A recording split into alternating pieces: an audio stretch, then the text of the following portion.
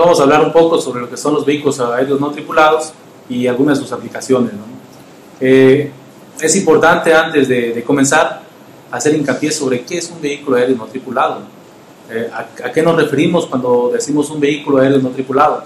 Y para ello, bueno, lo primero es, de acuerdo a cómo se define en el diccionario de la Real Academia de la Lengua, pues un vehículo aéreo no tripulado es una aeronave que vuela sin tripulación, que no hay una persona montada dentro del vehículo que guíe al vehículo, no tiene pasajeros. Ese es un vehículo aéreo no tripulado. Yo creo que lo primero que se nos viene a la mente cuando pensamos en un vehículo aéreo no tripulado son los aviones que vemos en las películas de acción. Este avión que llega de pronto de la nada y avienta un misil a un lugar, a un objetivo militar y provoca un caos. Ese es lo primero que se nos viene a la mente. Ahora bien, efectivamente, este es un vehículo aéreo no tripulado o dron. Sin embargo, existen diferentes tipos de vehículos aéreos no tripulados y pues para ello podemos clasificarlos en vehículos del tipo de ala fija, helicópteros, cuadrópteros o una variación de los cuadrópteros que son los hexadrópteros o los hexadrotores. Cuando nos referimos a vehículos de área fija o de ala fija, pues lo primero que pensamos es en los aviones comunes. Y cuando pensamos en un avión común, pues el primer vuelo que se tiene conocimiento de un avión es de 1903 de los hermanos Wright. Y el principal objetivo de un avión, o cómo funciona un avión, es que genera una corriente de aire a través de las alas, lo cual provoca que el avión se eleve. Hay una diferencia de presión, hay un empuje hacia arriba mediante algunos alerones, lo que pues, provoca que el avión se eleve y se desplace hacia adelante. Históricamente, ya cuando hablamos de vehículos aéreos no tripulados referidos a aviones, a este tipo de ala fija, lo primero que podemos encontrar es que este tipo de vehículos se ha dado sobre todo en los auges de la Primera y la Segunda Guerra Mundial. En la Primera Guerra Mundial tenemos un avión de 1915, es de Hewitt Sperry y fue llamado algo así como Automatic Airplane, y el objetivo de este avión de ala fija era precisamente ser controlado mediante el radiocontrol para darle a objetivos militares, ¿no? Precisamente de eso, lo cargaban de material explosivo y lo dirigían hacia un objetivo de tipo militar. Luego viene algo muy importante, en 1940 yo creo que ya es cuando podemos empezar a ver un avión no tripulado como el que conocemos hoy en día. En 1940, durante la Segunda Guerra Mundial, los alemanes crearon un avión que llamaron ellos el Busbon. Este avión tenía la forma de un tiburón y pues, tenía sus alas y era impulsado por un cohete. En la figura podemos ver ahí el cohete que se monta sobre el avión, y este avión era lanzado de dos maneras. La primera manera era desde otro avión, un avión lo montaba y lo soltaba, y ya el avión se iba planeando y dirigiendo por el cohete hacia el objetivo que se había seleccionado. La otra manera era lanzarlo desde un lanzador de cohetes, como un cohete normal, lanzaba y una vez que llegaba a una altura el avión ya se iba dirigiendo hacia el objetivo al cual había sido planeado. Ya en 1950, con el auge de los transistores, pues ya se empezaron a hacer aviones más no tripulados, más modernos, por decirlo de alguna manera, ¿no? Ya esos aviones ya eran más autónomos, ya eran dirigidos hacia objetivos más específicos.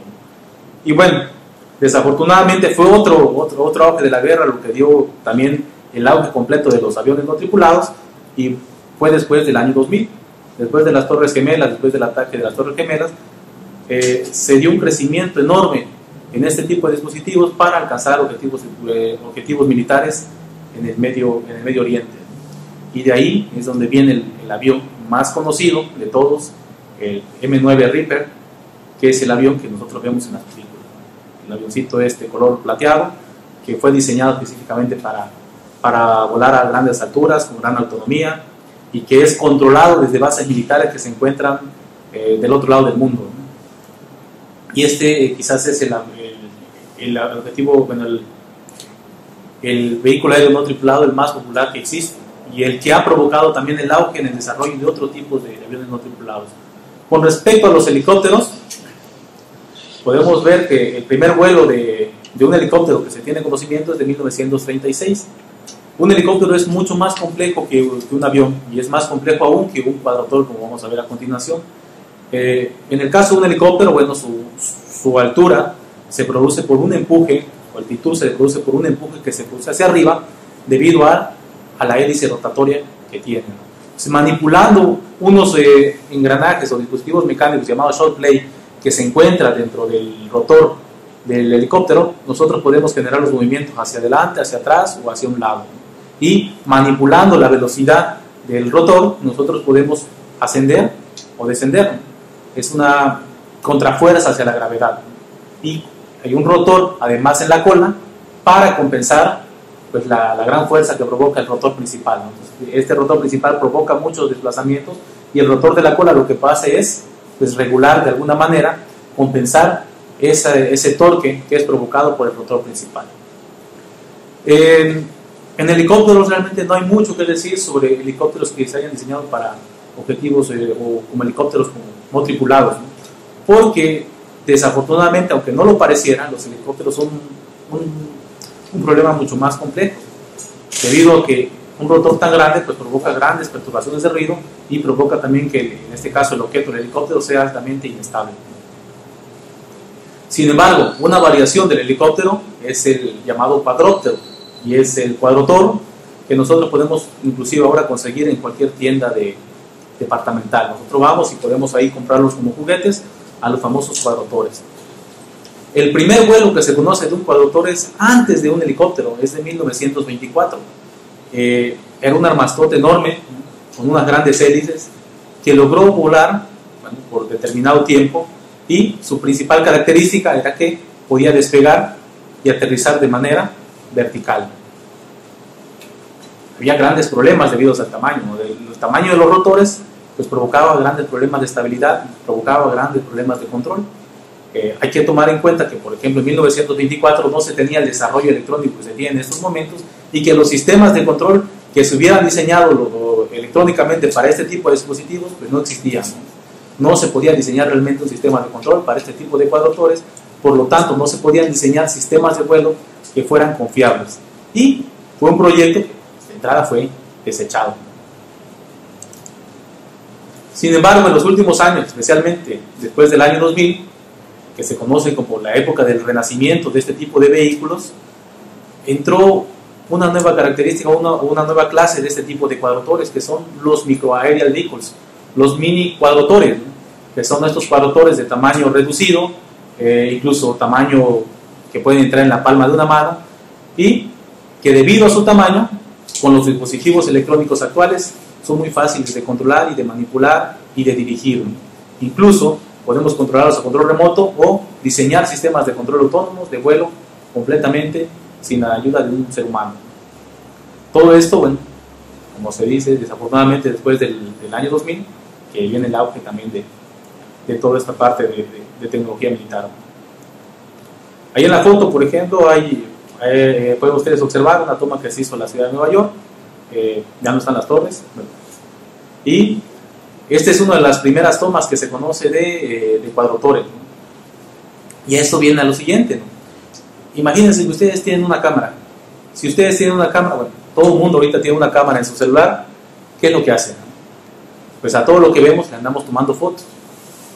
Ahora, imagínense que ustedes tienen una cámara no fija, sino una cámara que está en movimiento y que puede llegar a altitudes y que puede llegar a lugares que son inaccesibles para una persona de una manera normal. Entonces, ¿qué podríamos hacer? Pues podríamos tomar de entrada fotos espectaculares, ¿no? Podríamos tener una cámara con por ejemplo, un cuadrotor que nos puede estar siguiendo, y que si estamos haciendo algún tipo de deporte nos puede estar fotografiando. Y de hecho eso ya está, ¿no? Cuadrotores comerciales como son los de 3D Robotics y el famoso Iris o el famoso Solo, que está ahorita de moda, son cuadrotores que ya vienen con esa tecnología, ¿no? Ahora bien, este tipo de dispositivos no solo se limitan a tomar fotos. El hecho de contar con una cámara dentro de un dispositivo tan pequeño permite también una gama enorme de aplicaciones que están dando auge y que son precisamente el objeto de estudio de los cuadrotores. Por ejemplo, este tipo de cuadrotores pueden ser utilizados en misiones de búsqueda y de rescate. Hace poco, con el terremoto de Nepal, por ahí se pudo ver la catástrofe que provocó que hubo demasiadas avalanchas, ¿no? Hubo avalanchas simultáneas durante todo, alrededor de todo el Everest. En ese tipo de situaciones, por ejemplo, uno podría mandar un cuadrotor inmediatamente en lo que ocurre el problema, mandar un cuadrotor y ver cuál es la situación, si se puede acceder, si hay supervivientes, si no los hay, si se puede mandar un equipo de rescate o no. Inmediatamente se puede generar este tipo de situación de misiones de búsqueda y rescate. Ahora, tomando de nuevo el desafortunado incidente de Nepal, supongamos que hay un edificio que está a punto de caerse, ¿no? Un edificio que quedó en condiciones verdaderamente desastrosas, ¿no? Nosotros podríamos mandar, sin necesidad que un ser humano ingrese al edificio, podríamos mandar un cuadrotor y hacia el interior y buscar de la misma manera si hay supervivientes o determinar en dónde están los puntos en donde un ser humano no puede acceder debido a que se puede derrumbar el edificio. Son tipos de aplicaciones que en estos momentos ya se están dando de cuadrotores. Ahora bien, también se puede utilizar, por ejemplo, en la inspección de edificios. No sé, se me ocurre el edificio que está aquí, las Torres Gemelas que tenemos acá en Tuxtla, y en ese tipo de edificios uno podría mandar un cuadrotor para que diera la vuelta sobre todo el edificio y buscar imperfecciones en la infraestructura, ¿no? De otra manera, ¿cómo se tendría que hacer? De otra manera, se tendría que poner un contratista, se tendría que instalar algún tipo de escalera, se tendría que traer algún tipo de grúa para sostener esa escalera, y todo eso generaría costos enormes, ¿no? Por imagínense que todo eso lo puede hacer un cuadrotor, ¿no? De una manera rápida y sencilla, sin necesidad de dar ese recorrido. Y si a ese cuadrotor además le agregamos un sistema inteligente de visión que pueda detectar esas fisuras en esos edificios, eso incrementa enormemente su utilidad. De igual manera, se puede utilizar en la inspección de puentes. Los puentes por lo regular son estructuras que tienen que estarse dando mantenimiento continuo, y por lo regular es lo mismo, se necesita un vehículo, como pueden ver en la foto, un vehículo junto con una grúa, junto con personal. Se necesita incluso parar de momento el tránsito durante el puente para poder hacer la supervisión de la estructura del puente. Si en lugar de eso nosotros mandamos un cuadrotor que pueda supervisar la estructura punto a punto, imagínense lo que estamos hablando, ¿no? El ahorro es enorme porque un cuadrotor es un dispositivo que aparte es muy barato. Otra aplicación importante sería en la supervisión de inspección de cultivos.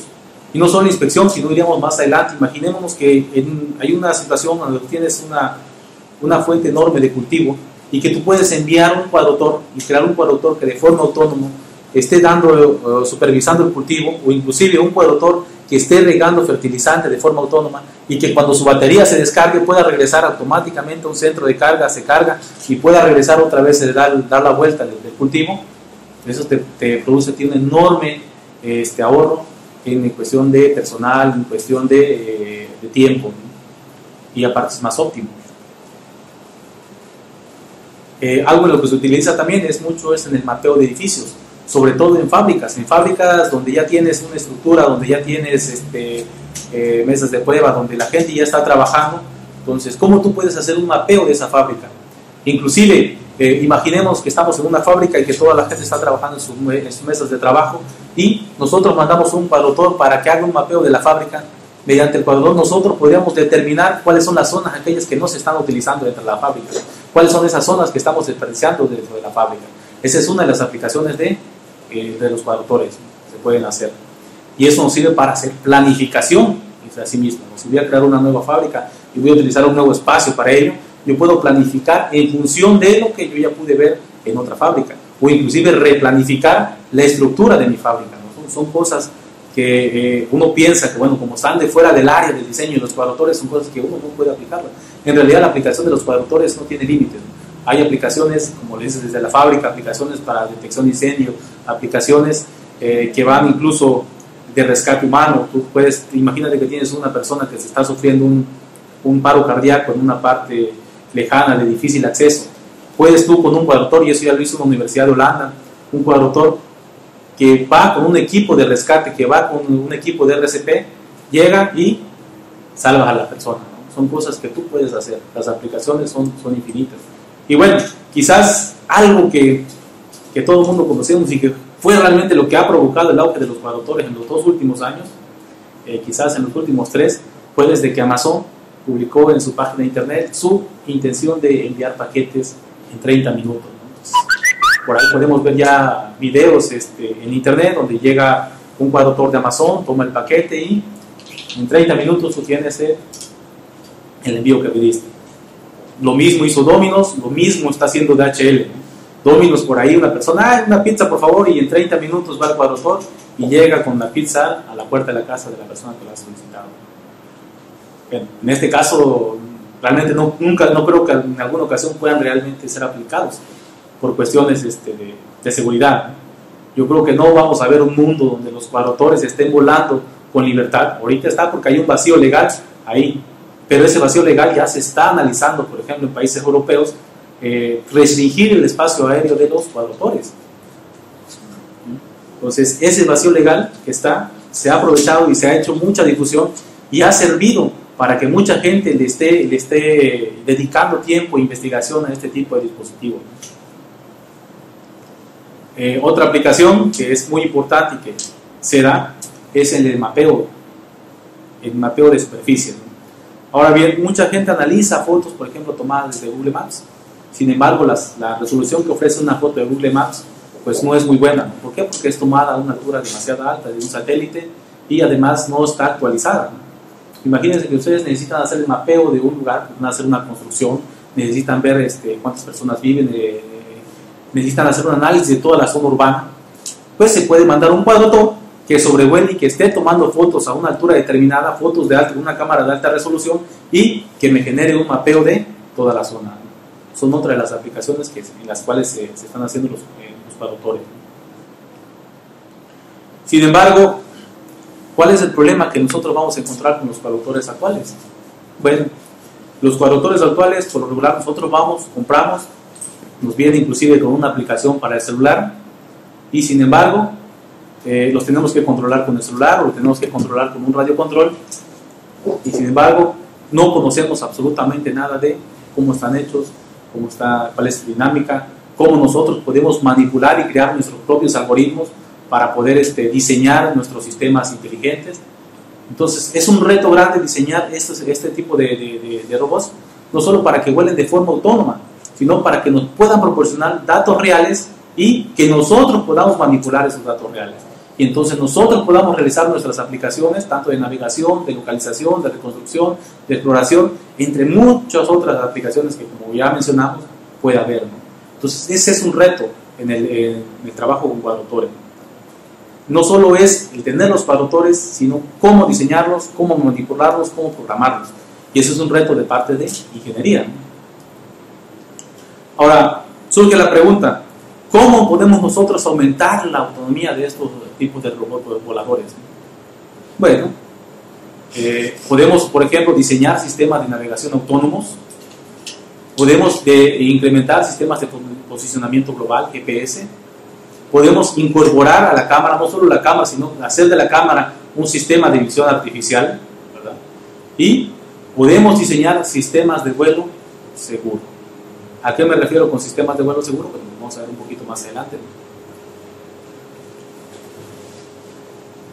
Y todo esto gracias a algo que nosotros manejamos, que son los modelos matemáticos. Los modelos matemáticos nos permiten entender cómo funcionan este tipo de dispositivos y nos permitirán de igual manera diseñar ese tipo de sistemas inteligentes y autónomos. Todo basado en sistemas de control de modelos matemáticos. Ahora bien, para entender cómo funciona un cuadrotor, pues tenemos que entender un poco su dinámica. Un cuadrotor está compuesto, como su nombre lo dice, por 4 motores, como se ve en la figura. Y dentro de un cuadrotor se tienen 3 tipos de movimiento, que son el roll, el giro, el pitch y el yaw. Son los 3 tipos de movimiento. Y para generar esos 3 tipos de movimiento lo que se hace es manipular la velocidad en cada uno de esos cuadrotores. De manera que si yo quiero, por ejemplo, elevar el cuadrotor, tengo todos los motores a la misma velocidad.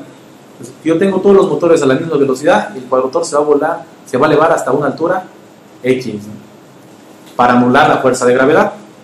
Si yo quiero ir hacia adelante, pues entonces incremento la velocidad acá y el cuadrotor va a hacer este movimiento hacia adelante, ¿no? Va a provocar un giro hacia adelante. Entonces, manipulando la velocidad en cada uno de los rotores, nosotros podemos también manipular la dirección en el cuadrotor. Ahora, hay una ventaja muy importante que tienen los cuadrotores, y es lo que decía, que es una de las ventajas con respecto a los helicópteros. La ventaja es que cada uno de los motores, la fuerza de empuje de cada uno de ellos se controla de forma independiente. Cada motor es independiente de los otros tres.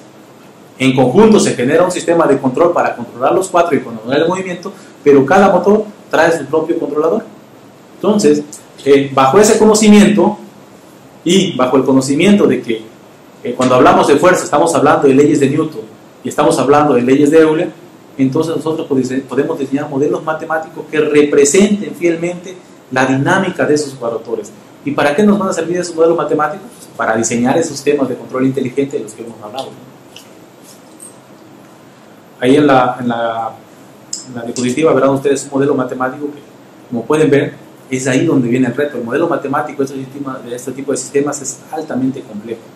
Estamos hablando de un sistema de 16 ecuaciones diferenciales que son altamente no lineales. Es ahí donde viene el problema de investigación y el problema de ingeniería. No es solo controlarlo, sino también controlarlo, pero de forma autónoma. Cuando nosotros controlamos un cuadrotor mediante un control remoto, no se controla de forma autónoma. Si nosotros queremos que el cuadrotor se vaya a la izquierda, pues movemos la palanca a la izquierda, mandamos una señal de control hacia los motores y se va a la izquierda. Pero si vemos que se va demasiado a la izquierda, pues rapidito corregimos y movemos hacia la derecha. Si vemos que el cuadrotor se va a impactar con un objeto, rapidito lo paramos, o lo alzamos, o tratamos de evitar el objeto. El reto es cómo hacemos que el cuadrotor pueda hacer todo eso de forma autónoma, ¿verdad? Y la primera respuesta a esa pregunta es mediante el entendimiento de su dinámica y mediante el entendimiento de su modelo matemático. Este es lo que nos va a permitir diseñar, por ejemplo, controles de altitud, un control inclusive de peso si queremos cargar cosas, un control de posición, control también de actitud, que es su posición con respecto a un eje de rotación. Podemos hacer un control de trayectoria y lo que se conoce como tracking, seguimiento de una referencia específica, ¿no? Seguimiento de una curva, seguimiento de una forma. Todo eso lo podemos hacer mediante el diseño de control por modelos matemáticos. Ahora viene una parte igual de importante que diseñar un sistema de control, y cuando hablamos de seguridad. Y cuando hablamos de seguridad en un sistema de un vehículo aéreo no tripulado, no nos referimos precisamente a que vaya a llevar una bomba o algo, ¿no? Nos referimos a la seguridad del vehículo aéreo no tripulado, ¿no? Nos referimos a la seguridad del sistema. Ahora, hay ejemplos muy fuertes de cuando algo ha fallado, ¿sí? Tenemos, por ejemplo, se pueden ver en la diapositiva, el vuelo de París, el AF447-A330, que cayó, no recuerdo, creo que fue en el Mediterráneo. Este vuelo provocó la muerte de más de 400 pasajeros que llevaba el AF447, ¿no? Cuando se hizo un estudio de por qué se había caído este avión, se cayó porque hubo un error en un sensor que fue el sensor de velocidad y estuvo fallando. Eso provocó que otros sistemas fallaran y que al final el piloto automático fallara y que al final pues el avión se estrellara, ¿no? A ese tipo de seguridad nos referimos. Tenemos, por ejemplo, otro caso muy fuerte que fue de Bhopal, Unión Caribe, en India, donde murieron creo más de 1000 personas, y fue también por la falla de uno de los sensores. O sea, uno de los sensores falla y se viene abajo todo el sistema. Entonces, de aquí podemos ver que diseñar sistemas que sean confiables, que sean seguros, no solamente es un lujo, sino es una demanda que se ha dado en los últimos años de parte de la industria y de parte de, en este caso, de las personas que se dedican a vehículos aéreos no tripulados. Y podemos ver ejemplos muy claros de cuando un cuadrotor falla, ¿no? Cuando los drones fallan, como pueden ustedes ver ahí en la figura, hay 4 ejemplos de cuadrotores que han fallado. El primero, por ejemplo, es un dron militar que cayó dentro de una base militar, así que no hubo mucho problema, ¿verdad? El segundo es un cuadrotor de estos cuadrotores que ustedes pueden comprar en las tiendas. Falla uno de los motores, cae, va una persona corriendo por la calle y le cae en la cabeza.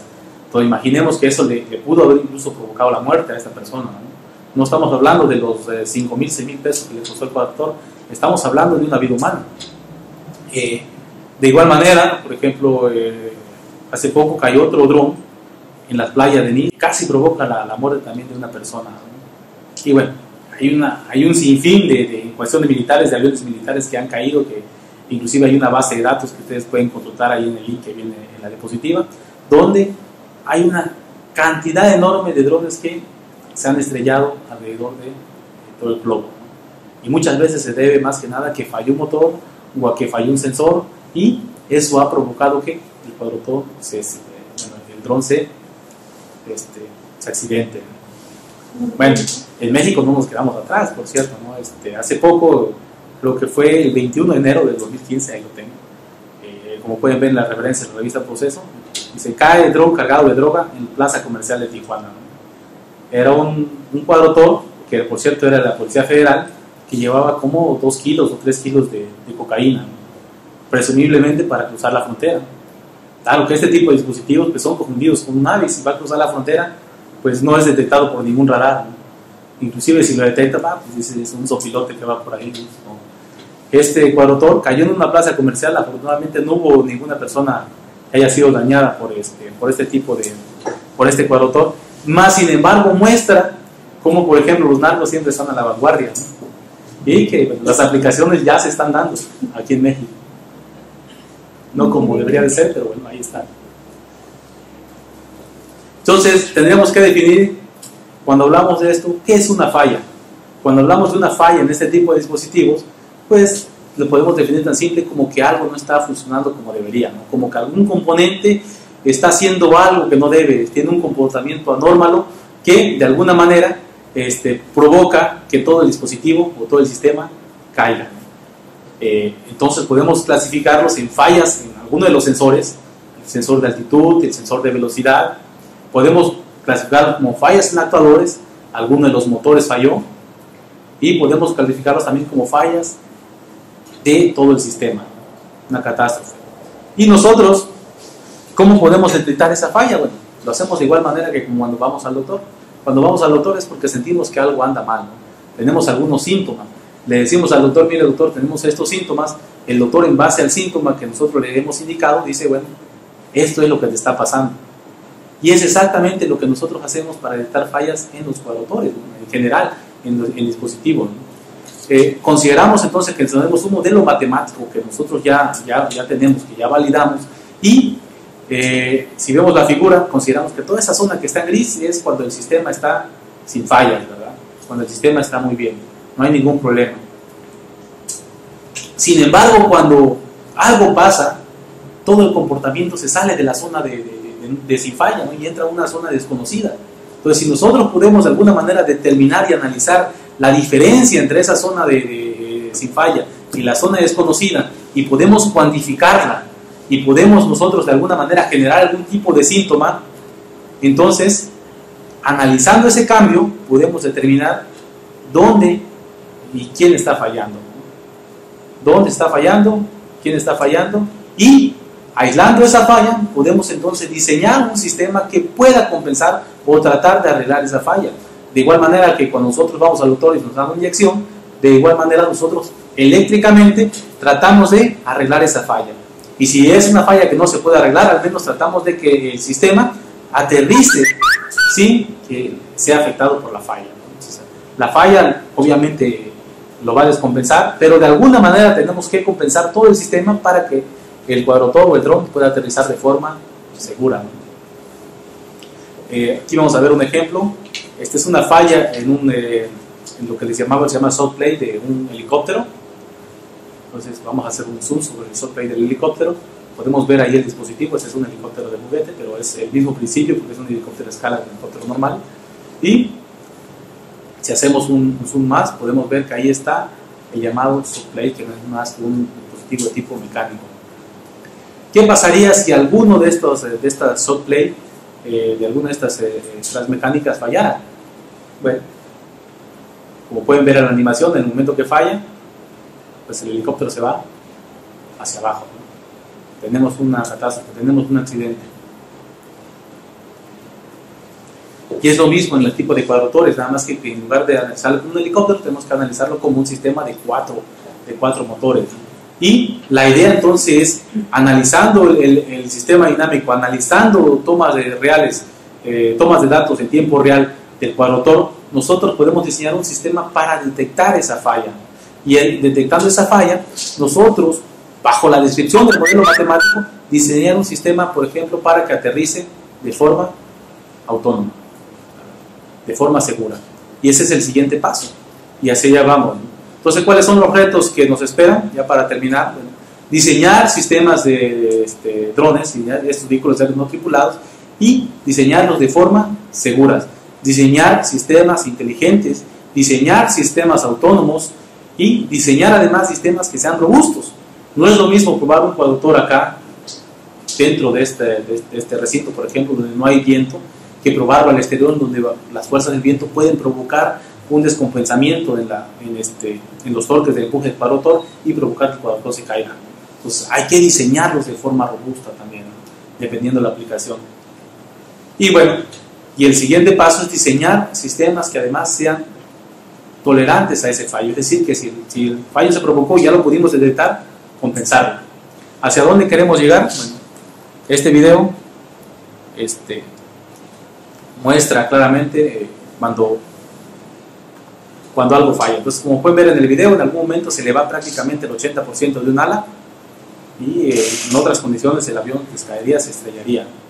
Sin embargo, hay un sistema ahí de detección, detecta que ya hay un fallo, hay un sistema de control de fallo para lograr que aún sin un ala el avión pueda aterrizar de forma segura. Y ese es el reto, y esa es la investigación que nosotros estamos enfocando ahorita en el Tecnológico Tuxtla Gutiérrez, junto con mis estudiantes residentes, con mi estudiante de maestría. Así ya vamos, en el diseño de sistemas de detección de fallo. Y por un otro lado, desde el punto de vista de la licenciatura, junto con los compañeros, el ingeniero Álvaro Hernández Sol, el ingeniero Osvaldo García, estamos diseñando cuadrotores que sean creados por nosotros mismos para dejar de depender de cuadrotores de tipo comercial, ¿no? Y ese es el tipo de investigación que estamos haciendo, y bueno, hay mucho que hacer y las aplicaciones pues, son infinitas, ¿no?